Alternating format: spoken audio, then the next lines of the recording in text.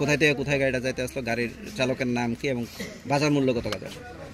আজকে আমরা এই বেদবাগান নাগাতে সকালবেলা সিক্রেট ইন্টেলিজেন্স ইনপুটের মাধ্যমে আমরা AS09 AC 6646 12 হুইলার ট্রাক আমরা ডিটেইন করেছি এবং ডিটেইন করার পরে এটার হিডেন ডিজাইন করা ছিল, সেটাকে আমরা খুলেছি। খোলার পরে এটার মধ্যে থেকে ড্রাই ক্যানাবিস প্যাকেট করা আছে, এটা রিকভারি হয়েছে।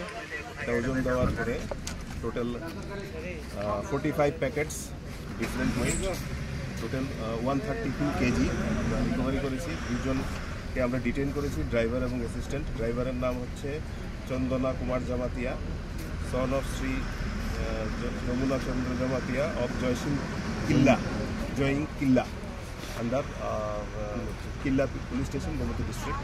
এবং অ্যাসিস্ট্যান্ট হচ্ছে Ratnasadhan Jamatia, son of Shri Harisadhan Jamatia of Najila Dumbur under Killa PS.